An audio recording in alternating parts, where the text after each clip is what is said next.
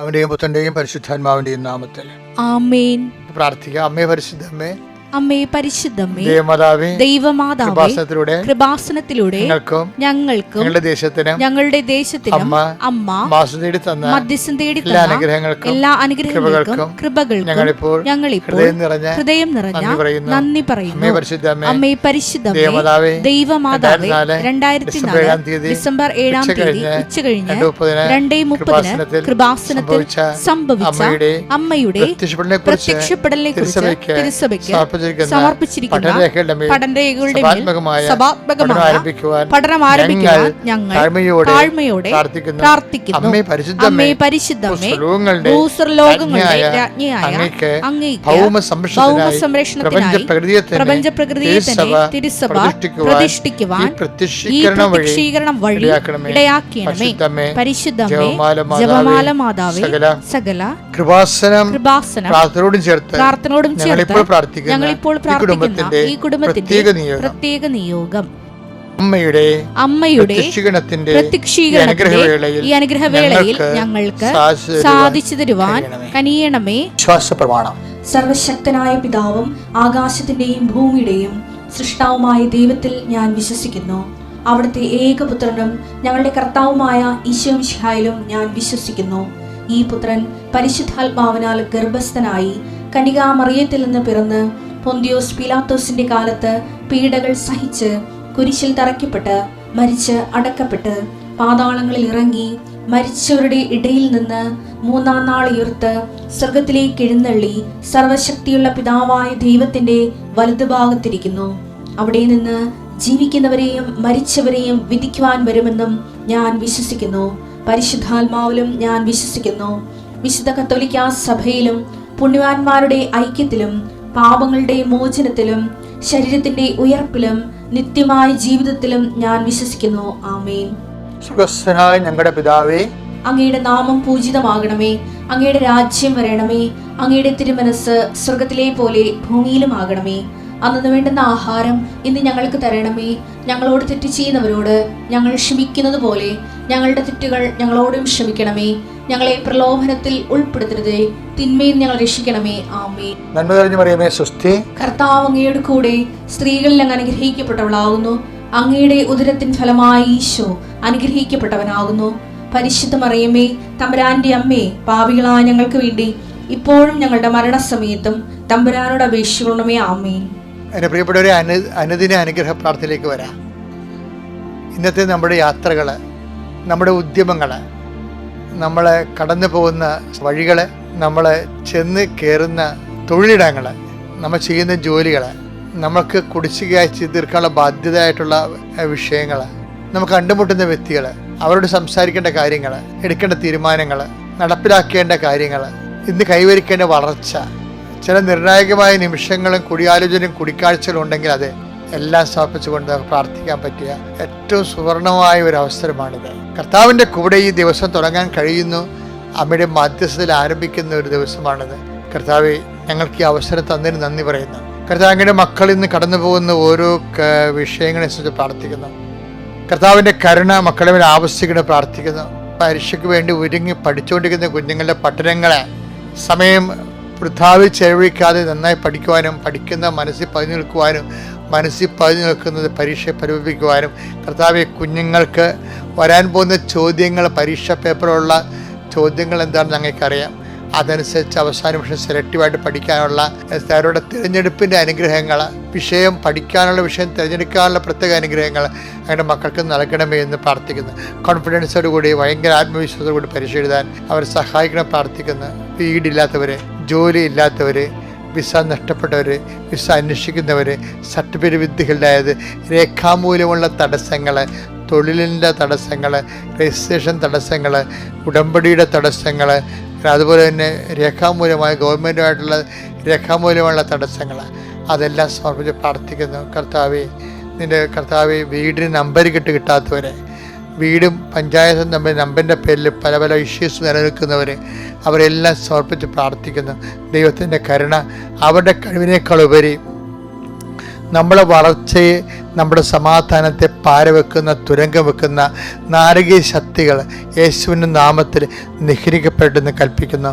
എൻ്റെ കർത്താവിൻ്റെ ഉന്നതമായ നാമത്തിൽ, സഭയുടെ അധികാരത്തിൽ, കുരിശിൻ്റെ അടയാളത്തിൽ നിങ്ങളുടെ രോഗങ്ങൾ, രോഗപീഠകൾ, വേദനകൾ, ഒരു പല്ലുവേദനയാണെങ്കിൽ ഒരു ദിവസം മുഴുവൻ കളയും മനുഷ്യൻ്റെ. അവന് പിന്നെ ഭക്ഷണം കഴിക്കാനും തോന്നത്തില്ല, സംസാരിക്കാനും തോന്നത്തില്ല, വെറുതെ താടിക്ക് റിപ്പോർട്ടിങ്ങനെ കാണാം. ഓരോരോ വേദനയാൽ ചിലർക്ക് ബ്ലീഡിങ് വന്നാൽ തീരത്തില്ല, ചിലർക്ക് ഭയങ്കര വയറുവേദനയായിരിക്കും, ചിലർക്ക് ഭയങ്കര നടുവേദനയായിരിക്കും. ഇങ്ങനെ ഏതെല്ലാം സ്ഥലങ്ങളിൽ വേദനയുണ്ട് അവിടെയെല്ലാം കർത്താവിൻ്റെ തിരുമുറുപാടുന്ന വലതുകരം വെച്ചുകൊണ്ട് വേദനയിൽ നിന്ന് രക്ഷപ്പെടാനും സമാധാനത്തോടെ നീതി ജീവിക്കാനും ദൈവത്തിൻ്റെ കരുണകൾ ആവശ്യിക്കട്ടെ. മക്കളെക്കുറിച്ച് വേദനിക്കുന്ന മാതാപിതാക്കന്മാർ, മക്കളുടെ ദുർനടപ്പ് കൊണ്ടും കുഞ്ഞുമക്കളുടെ രോഗങ്ങൾ കൊണ്ടും മക്കളുടെ കാര്യങ്ങൾ ചെയ്തു തീർക്കാൻ പറ്റുന്നില്ല എന്നുള്ള ആവലാതി കൊണ്ടും വിഷമിക്കുന്ന മാതാപിതാക്കന്മാരുണ്ട്.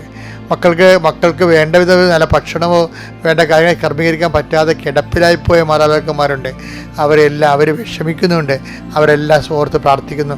അവരെല്ലാം കിടക്കുന്ന എത്രയും വേഗം ആലസ്യം രോഗം വിട്ടുണർന്ന് അവർ നല്ല ചൈതന്യത്തോടെ കർത്താവിൻ്റെ വേല ചെയ്യാൻ വേണ്ടി അവർ അനുഗ്രഹിക്കണമെന്ന് പ്രാർത്ഥിക്കുന്നു. എൻ്റെ കർത്താവിന് ഉന്നതമായ നാമത്തിൽ തൊഴിൽ സംബന്ധമായ കാര്യങ്ങൾക്ക് വീട്ടിൽ നിന്ന് സഞ്ചരിച്ചു പോകുന്നവരെ അനുഗ്രഹിക്കണമേ. പരീക്ഷയ്ക്ക് വീട്ടിൽ നിന്ന് സഞ്ചരിച്ചു പോകുന്നവരെ അനുഗ്രഹിക്കണമേ. അവരുപയോഗിക്കുന്ന വാഹനങ്ങളെ ആശീർവദിക്കണമേ. വീട്ടിൽ തിരിച്ചെത്തുന്നവരെ കർത്താവിൻ്റെ കാരുണ്യം ഉണ്ടാകട്ടെ. നിൻ്റെ ജോലി, നിൻ്റെ ജീവിത മാർഗങ്ങൾ തടസ്സപ്പെട്ടിരിക്കുന്നവരെ, നിൻ്റെ ജീവിതം നിനക്ക് കടങ്ങൾ തരാൻ നീ കൊടുത്ത കാശ് തിരിച്ചു കിട്ടാൻ വേണ്ടി പ്രാർത്ഥിക്കുന്നവരുണ്ട്. അവിടെ മേലെല്ലാം കർത്താവ് നിനക്ക് തരാനുള്ള ആൾക്കാർക്ക് തരാനുള്ള മനസ്സും തരാനുള്ള നിവൃത്തിയും ഉണ്ടാകാൻ വേണ്ടി പ്രാർത്ഥിക്കുന്നു. എൻ്റെ കർത്താവിൻ്റെ ഉന്നതമായ നാമത്തിൽ, സഭയുടെ അധികാരത്തിൽ, കുരിശടയാളത്തിൽ പ്രാർത്ഥനയ്ക്ക് സാക്ഷ്യം ഉണ്ടാകാൻ വേണ്ടി പ്രാർത്ഥിക്കുന്നു. വീണ്ടും വായിക്കുന്നത് നിയമാവർത്തനം തന്നെയാണ്. നിയമാവർത്തനം 8-ാം അധ്യായം 3 മുതലുള്ള തിരുവചനങ്ങൾ. അവിടുന്ന് നിങ്ങളെ എളിമപ്പെടുത്തുകയും വിശപ്പറിയാൻ വിടുകയും നിങ്ങൾക്കും നിങ്ങളുടെ പിതാക്കന്മാർക്കും അപരിചിതമായിരുന്ന മന്ന കൊണ്ട് നിങ്ങളെ സംതൃപ്തരാക്കുകയും ചെയ്തത് അപ്പം കൊണ്ട് മാത്രമല്ല കർത്താവിന്റെ നാവിൽ നിന്ന് പുറപ്പെടുന്ന ഓരോ വാക്കുകൊണ്ടുമാണ് മനുഷ്യൻ ജീവിക്കുന്നതെന്ന് നിങ്ങൾക്ക് മനസ്സിലാക്കി തരാൻ വേണ്ടിയാണ്. ബൈബിളിന്റെ ഒരു വാട്ടർമാർക്ക് എന്ന് പറയുന്നത് എന്ന് വെച്ച് കഴിഞ്ഞാൽ, ബൈബിള് മുന്നോട്ട് വെക്കുന്ന ഒരു സമീപന രീതിയുണ്ട്. എന്താണെന്ന് അറിയാമോ?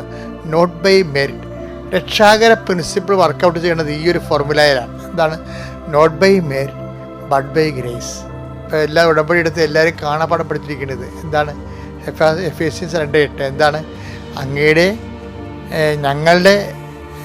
ഞങ്ങളുടെ കഴിവ് കൊണ്ടല്ല, അങ്ങയുടെ കരുണ കൊണ്ട്. അത് ബൈബിൾ സംസ്കാരത്തിൻ്റെയും സമ്പ്രദായത്തിൻ്റെയും ഒരു സമ്യക് രൂപമാണ്. എന്താ കാര്യം? അതാണ് അപ്പം കൊണ്ട് മാത്രമല്ല, അതാണ് നോട്ട് ബൈ മെറിറ്റ്.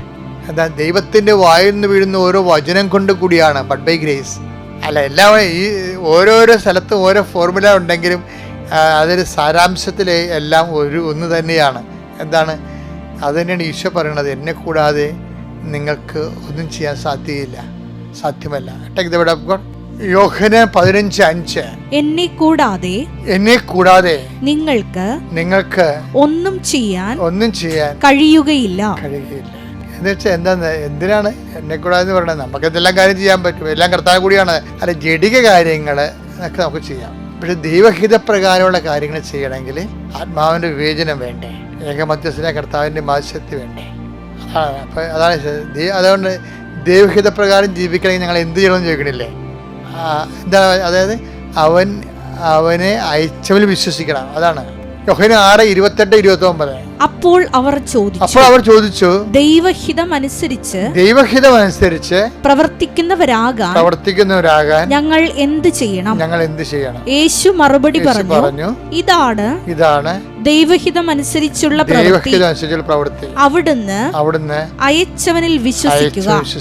അപ്പൊ എന്നെ കൂടാതെ എനിക്കൊന്നും ചെയ്യാൻ പറ്റത്തില്ലെന്ന് പറഞ്ഞു കഴിഞ്ഞാല് ദൈവഹിത പ്രകാരം ചെയ്യണമെന്നുണ്ടെങ്കിൽ അവനിൽ അയച്ചവൻ വിശ്വസിച്ചുകൊണ്ട് അവന്റെ അവന്റെ സഹായത്തോടെ നമുക്ക് ചെയ്യാൻ പറ്റത്തുള്ളൂ. അതുകൊണ്ട് തന്നെയാണ് ഈ മനുഷ്യൻ അപ്പം കൊണ്ട് മാത്രമല്ല, അപ്പം എന്ന് പറയുമ്പോൾ മെരിറ്റാണ് എൻ്റെ അടുത്ത് വരേണ്ടത്. അവനവൻ്റെ കഴിവ് കൊണ്ടും ദൈവത്തെ മാറ്റി നിർത്തിയാലും മനുഷ്യന്മാർ എന്തെല്ലാം കാര്യങ്ങൾ ചെയ്യുന്നുണ്ട്. അതിനെല്ലാം ബൈബിൾ ബ്രെഡ് എന്നുള്ളൊരു വാക്കാണ് ഉപയോഗിക്കുന്നത്. അപ്പോൾ മനുഷ്യൻ ജീവിക്കണം എന്ന് പറയുമ്പോൾ ബ്രെഡ് കൊണ്ട് ജീവിക്കാൻ പറ്റും, ചാകണ വരെ ജീവിക്കാൻ പറ്റും. പക്ഷെ ബൈബിൾ അങ്ങനെയല്ല. ജീവിക്കുക എന്ന് വെച്ചാൽ ബൈബിളിനെ സംബന്ധിച്ചിടത്തോളം എന്താണ്? നിത്യം നിലനിൽക്കുക എന്നാണ് പറയുന്നത്. നിത്യം നിലനിൽക്കുക, നിത്യത വരെ ജീവിക്കുക. അപ്പം നിത്യത വരെ ജീവിക്കുന്നതിന് എന്ത് ചെയ്യണം? അത് അപ്പം കൊണ്ട് മാത്രമല്ല, എന്ത് ചെയ്യണം? ദൈവത്തിൻ്റെ വായിന്ന് വരുന്ന ഓരോ വചനം കൊണ്ട്. അപ്പം നോൻപിൻ്റെ ഉദ്ദേശം എന്താണ്? നിത്യതയെക്കുറിച്ച് നമ്മൾ അനുസ്മരിപ്പിക്കുകയും അവസ്ഥ വെളിയെന്നും പറഞ്ഞൊരു പ്രാർത്ഥനാ രൂപം കടലോര സമൂഹത്തിൽ നിലനിൽക്കുന്നുണ്ട്. കടലോര സമൂഹത്തിലല്ല, പടിഞ്ഞാറൻ തീരത്തുള്ള എല്ലാ സമൂഹങ്ങളിലും ദേവാശ്രയം, ക്രിസ്ത്യൻ സമൂഹങ്ങളിലും ദേവാശ്രയമുണ്ട്. അപ്പം അവരെ കഴിഞ്ഞ ദിവസങ്ങളിൽ ഞാൻ അവരെല്ലാവരും വിളിച്ചു കൂട്ടിയായിരുന്നു. ഇവിടെ കേരളത്തിലുള്ള എല്ലാ ദേവാശ്രയക്കാരും വിളിച്ചു കൂട്ടി. അവർക്ക് കുരിശുമാലയെ കൊടുത്ത് രാത്രി സ്കോഡ് വർക്ക് അവരെന്ന് വെച്ചാൽ ഫ്രാൻസിസ് സേവ്യറിൻ്റെ ഇഗ്നേഷ്യസ് ലയോളായുടെ ഒരു മെഡിറ്റേഷൻ ഉണ്ട്. ലയോളായുടെ മെഡിറ്റേഷൻ ഇഗ്നേഷ്യൻ മെഡിറ്റേറ്റ് നമ്മൾ പറയത്തില്ലേ. അപ്പോൾ ഒന്നാമത് മരണം എന്നൊക്കെ പറഞ്ഞിട്ടുണ്ട്. ഇഗ്നേഷ്യൻ മെത്തേഡ് തന്നെയാണ്. ഈ ആദ്യം മരണത്തെക്കുറിച്ച് ചിന്തിക്കുന്നു, പിന്നീട് മരണം കഴിഞ്ഞിട്ട് പിന്നെ വിധി, പിന്നെ സ്വർഗം, പിന്നെ നരകം. ഇങ്ങനെ ഉള്ള ഇഗ്നേഷ്യൻ ധ്യാന രീതികളാണ് പ്രമേയവൽക്കരിച്ചിട്ടുണ്ട് ദേവാസ്തകളിലുള്ളത്. അതാണ് ഫ്രാൻസിസ് സേവ്യർ ഇവിടെ തുടങ്ങിയത്. രാത്രി ദിനം അതിൽ പറയുന്നുണ്ട്, ഒന്നാമത് മരണമെന്ന് സൂര്യത്തെ ഇങ്ങനെ ഈ ക്ഷമാപ്രയറില്ലേ, ഹീറോ ഇസ്രയേൽ എന്ന് പറഞ്ഞ് യഹൂദൻ്റെ പ്രാർത്ഥനയുടെ ആ ഒരു ക്രൈസ്തവ രൂപമാണ് ദേവാസ്തവിളി. അതിനെക്കുറിച്ച് ഇപ്പം അദ്ദേഹം കേട്ടാൽ മതി. പക്ഷെ അവിടെയെല്ലാം ഈ ആയുസിൻ്റെ ക്ഷേതയെക്കുറിച്ച് പറയുന്നുണ്ട്. ആകയാൽ ഉപവിയാകപ്പെട്ടവരെ, സ്നേഹിതരെ, നാളെ നമ്മുടെ ജീവിതം ക്ഷണികമാണെന്ന് വെച്ചാൽ എൻ്റെ അർത്ഥം എന്താണ്? മിശിഹാ തമ്പുരാൻ്റെ കൂടെ നിത്യതയോട് ജീവിക്കേണ്ടവരാണ് നമ്മളന്ന്. അതാണ് ദേവാസ്തവിളിയുടെ പ്രമേയം എന്ന് പറയുന്നത്. അപ്പം അതിനെന്ത് ചെയ്യണം? അതിന് അപ്പം കൊണ്ട് മാത്രം ജീവിച്ചാൽ പറ്റത്തില്ല. പിന്നെ എങ്ങനെ ജീവിക്കണം?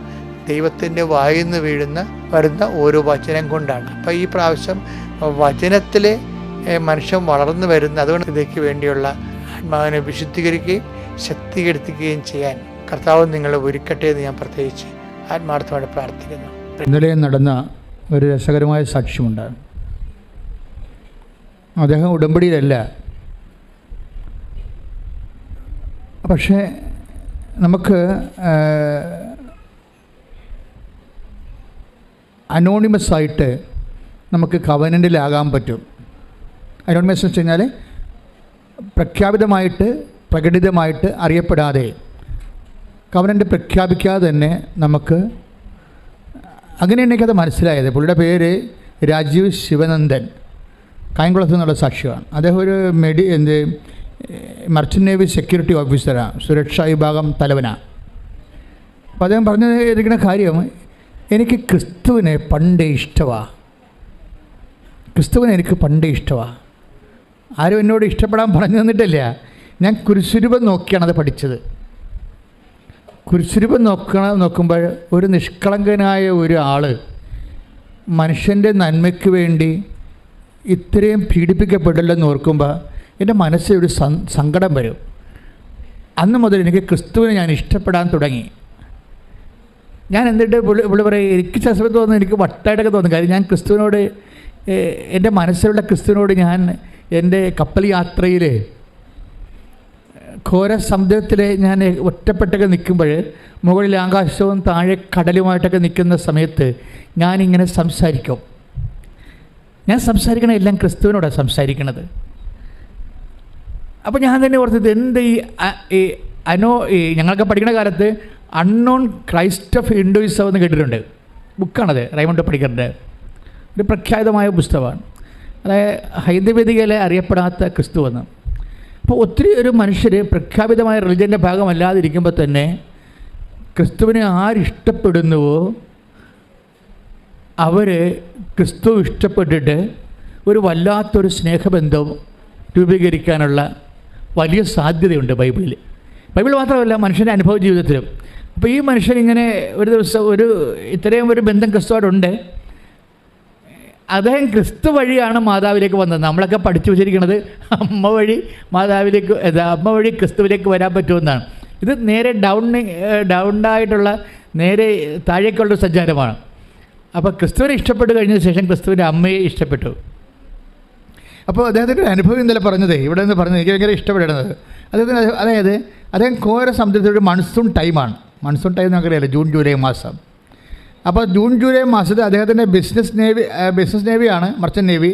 അതിൻ്റെ ഷിപ്പ് പോകേണ്ടത് തെക്ക് പടിഞ്ഞാറോട്ടാണ് പോകേണ്ടത്. തെക്ക് പടിഞ്ഞാറോട്ട് അങ്ങനെ പോകാൻ പറ്റത്തില്ല ശരിക്കും പറഞ്ഞാൽ. തെക്ക് പടിഞ്ഞാറെന്നല്ലേ മൺസൂൺ വരണത്. അപ്പോൾ വലിയ തിരകൾ ഉയർന്ന് പൊങ്ങിയിട്ട് കപ്പലിന് സഞ്ചരിക്കാൻ പറ്റാതെ വരും. പക്ഷേ ആ ചാർട്ടേഡായിട്ടുള്ള ഒരു ബിസിനസ് ആയത് കാരണം പോകാതിരിക്കാനും പറ്റിയില്ല. ഇപ്പം നമുക്ക് നമ്മുടെ ജീവിതത്തിൽ ഇങ്ങനെ സംഭവിക്കുവേ, നമുക്കറിയാം പോയാൽ അപകടമാണ്, പക്ഷെ നമുക്ക് പോകാതിരിക്കാൻ പറ്റത്തില്ല. ഇങ്ങനെ ഒരു ത്രിസംഗുവിൽ ചെന്ന് ചാടും. ഈ ത്രിസംഗുവിൽ ചെന്ന് ചാടിയാലും ക്രിസ്തു തന്നെയാണ് നമുക്കൊരു പരിഹാരം. എന്താ കാര്യം വെച്ച് കഴിഞ്ഞാൽ, ക്രിസ്തു, ഞാൻ എപ്പോഴും നിങ്ങൾ പറയുന്ന ഉടമ്പടിയുടെ ഏറ്റവും ശക്തമായ ഒരു വചനമാണ് ക്രിസ്തു എല്ലാമാണെന്നുള്ളത്. അതായത് സർവ്വസാധ്യതകളിങ്ങനെ അതായത് 1 കോടി ജന്മങ്ങൾ 1 കോടി ജന്മാന്തരങ്ങളിലൂടെ കടന്നു പോകുമ്പോഴും ഓരോ മനുഷ്യരും ഉണ്ടാകുന്ന ഓരോ സാധ്യതയ്ക്കും അവസ്ഥകൾക്കും ക്രിസ്തു മറുപടിയാണ്. കൈയിടിച്ച് കിടത്താൻ ശ്രമിക്കുകയാണ്.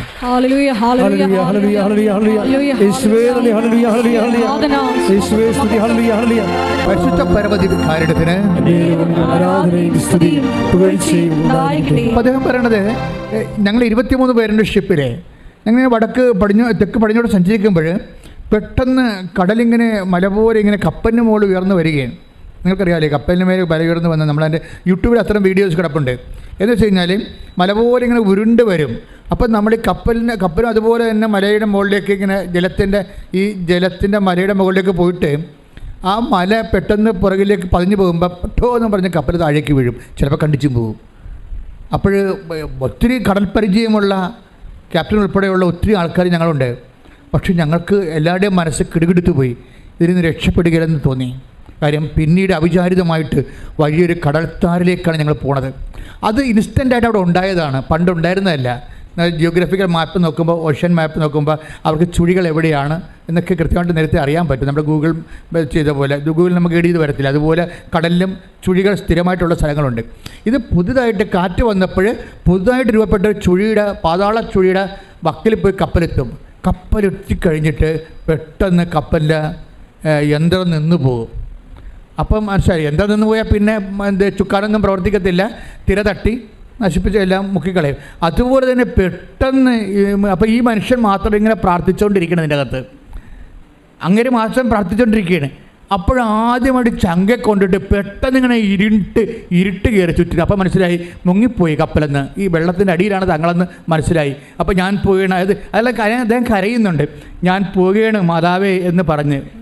അപ്പോൾ മാതാവിനെ വിളിച്ചത്, ഞാൻ പോവുകയാണ് മാതാവേ എന്ന് പറഞ്ഞ് ഒറ്റ കരച്ചിൽ. പെട്ടെന്ന് നോക്കിയപ്പോൾ എല്ലാം വെളുത്ത് നല്ല പ്രകാശത്തിൽ ഇങ്ങനെ ആകാശം കാണാൻ പറ്റി. അപ്പോൾ മനസ്സിലായി ഞങ്ങളെ മാതാവ് ചുഴിയെന്ന് കരകയറ്റിയെന്ന്. കൈയടിച്ച് കർത്താസുടലി.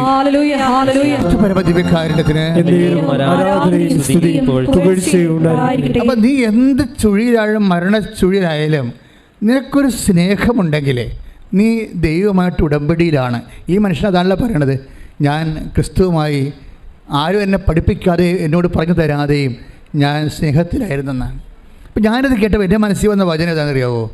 ഇത് ഉടമ്പടി കാര്യം എങ്ങനെയാണ് നമ്മൾ ദൈവമായിട്ട് സ്നേഹത്തിലാകുമ്പോൾ. നിങ്ങൾക്കറിയാവില്ല, ഉടമ്പടി എന്ന് പറഞ്ഞ ഒരു സാങ്കേതിക വിഷയമല്ല, ഒരു വൈകാരികമായിട്ടുള്ള ഒരു വ്യക്തിപരമായ വിഷയമാണ്. ഉടമ്പടി എന്ന് പറഞ്ഞ ഒരു സാങ്കേതിക വിഷയമല്ല. നിങ്ങളിങ്ങനെ കുറേ നിബന്ധനകൾ പറഞ്ഞ് കുറേ നിയോഗങ്ങൾ എഴുതിയിട്ടിട്ട് അപ്പോൾ ദൈവം അതനുസരിച്ച് ഇൻട്രാക്ട് ചെയ്യുന്ന ഒരു സാങ്കേതിക വിഷയമല്ല, മറിച്ച് ഒരു വൈകാരികവും വ്യക്തിപരമായ വിഷയമാണ്. അതിനകത്ത് വൈകാരികം എന്താണെന്ന് വെച്ച് കഴിഞ്ഞാൽ നീയും നിൻ്റെ ദൈവവും തമ്മിലുള്ള സ്നേഹമാണ്. ഈശോ എന്നാ പറഞ്ഞത്?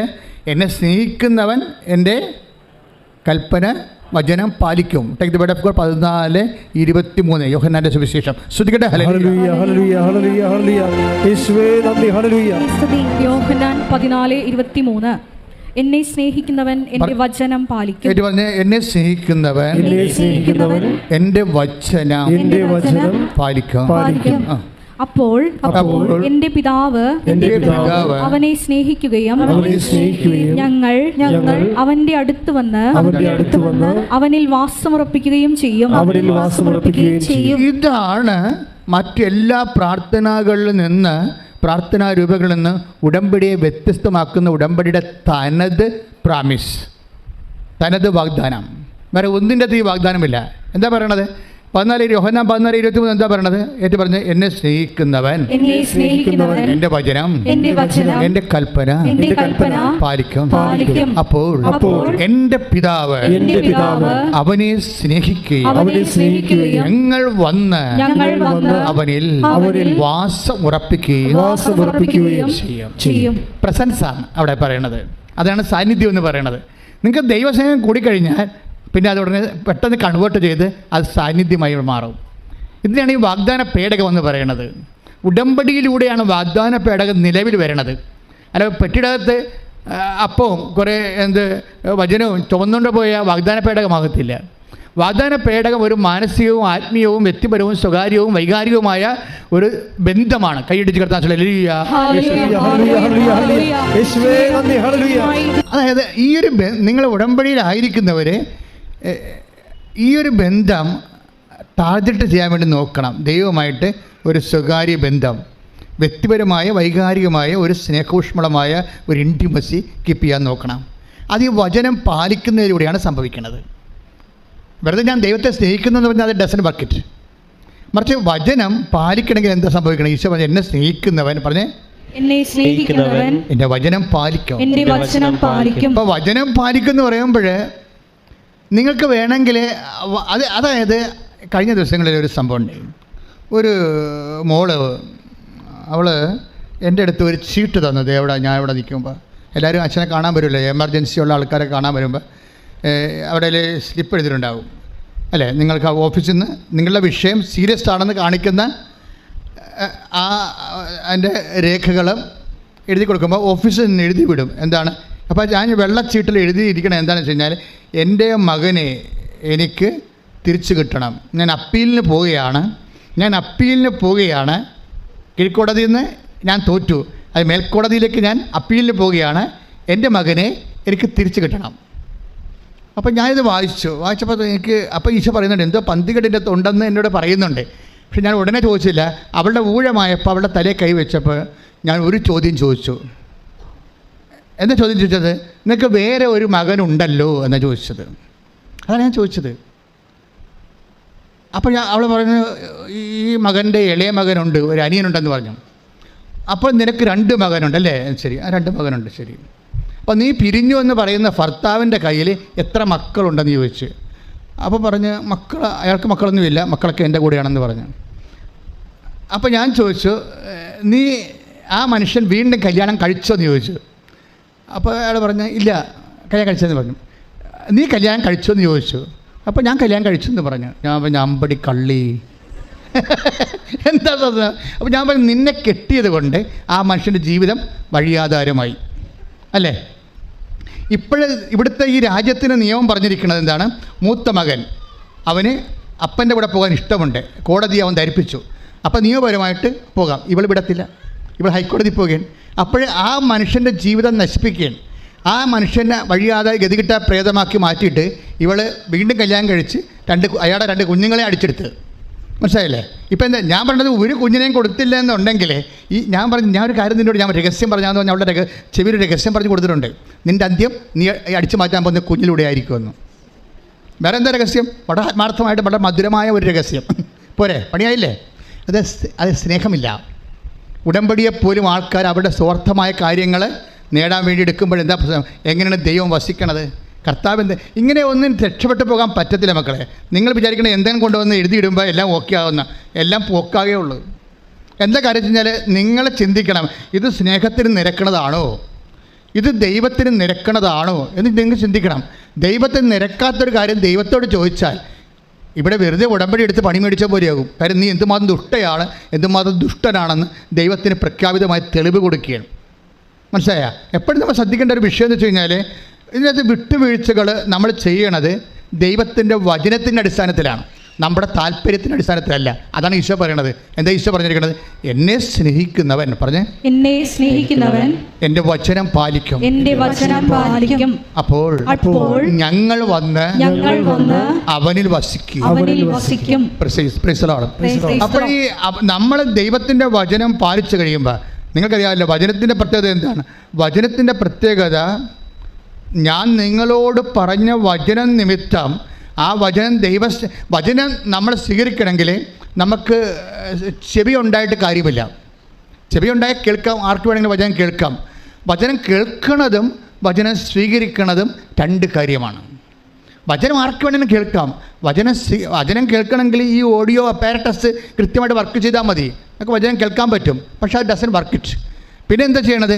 വചനം സ്വീകരിക്കണത് എങ്ങനെയാണ്? ഈശോ പറഞ്ഞത്, എന്നെ സ്നേഹിക്കുന്നവൻ, പറഞ്ഞേ, എന്നെ സ്നേഹിക്കുന്നവൻ എൻ്റെ വചനം സ്വീകരിക്കും. അപ്പോൾ ആദ്യം ഇത് ബേസിക് എന്താണ്? ഇതിൻ്റെ ദൈവത്തെ സ്നേഹിക്കുകയാണ്. ദൈവത്തെ സ്നേഹിക്കുക എന്ന് വെച്ച് കഴിഞ്ഞാൽ അതിൻ്റെ അർത്ഥം സ്വർഗം വരെ, നിത്യത വരെ ദൈവത്തെ സ്നേഹിക്കുകയാണ്. അല്ലാതെ ഒരു പ്രത്യേക ഇൻസിഡൻറ്റിന് വേണ്ടി ദൈവത്തെ സ്നേഹിക്കുകയല്ല. നിങ്ങൾ പലപ്പോഴും ചെയ്യുന്നത് IELTS പാസ്സാകാൻ വേണ്ടി ദൈവത്തെ സ്നേഹിക്കും, കാനഡയിൽ പോകാൻ വേണ്ടി ദൈവത്തെ സ്നേഹിക്കും, PR കിട്ടാൻ വേണ്ടി ദൈവത്തെ സ്നേഹിക്കും, മക്കളുണ്ടെങ്കിൽ മക്കൾക്ക് കിട്ടാൻ വേണ്ടി ദൈവത്തെ സ്നേഹിക്കും, കടയിൽ ആൾക്കാർ വരുന്നില്ലെങ്കിൽ കസ്റ്റമേഴ്സ് കിട്ടാൻ വേണ്ടി ദൈവത്തെ സ്നേഹിക്കും. ഇങ്ങനെ കസ്റ്റമറി ആയിട്ടുള്ള ഒരു സ്നേഹമില്ല. ദൈവത്തെ സ്നേഹിക്കുകയെന്ന് വെച്ച് കഴിഞ്ഞാൽ നിങ്ങളുടെ അപ്പനെ സ്നേഹിക്കണ പോലെ അല്ല. അപ്പൻ കുറച്ച് കഴിയുമ്പോൾ ചത്തുപോകും. അമ്മയെ സ്നേഹിക്കണ പോലെ അല്ല, അമ്മയും കുറച്ച് കഴിയുമ്പോൾ ചത്തുപോകും. ഭാര്യയെ സ്നേഹിക്കണ പോലെ അല്ല, ഭാര്യ കുറച്ച് കഴിയുമ്പോൾ ചത്തുപോകും. അല്ലെങ്കിൽ ഭർത്താവ് കുറച്ച് കഴിയുമ്പോൾ ചത്തുപോകും. നിത്യമായ ഒരു വ്യക്തിയുമായിട്ടാണ് നിങ്ങൾ സ്നേഹിക്കണമെന്ന് വെച്ച് കഴിഞ്ഞാൽ അത് കാലിക സ്നേഹമല്ല. ദൈവത്തെ സ്നേഹിക്കുക എന്ന് വെച്ചാൽ നിത്യത വരെ സ്നേഹിക്കുന്നതാണ്. Praise the Lord. പ്രാർത്ഥിക്കുക. കർത്താവായ ദൈവമേ, അങ്ങയെ സ്നേഹിക്കുന്നത് നിത്യത വരെയുള്ള എൻ്റെ ജീവിതത്തെ സ്വാധീനിക്കുന്ന വിഷയമായി ഉടമ്പടിയിലൂടെ തിരിച്ചറിഞ്ഞതിലെ ഞാൻ അങ്ങേക്ക് നന്ദി പറയുന്നു. ഈ വചനങ്ങളുടെ ജീവിതാർത്ഥങ്ങളെ എന്നെ അഭിഷേകമായി ബോധ്യപ്പെടുത്തണമേ.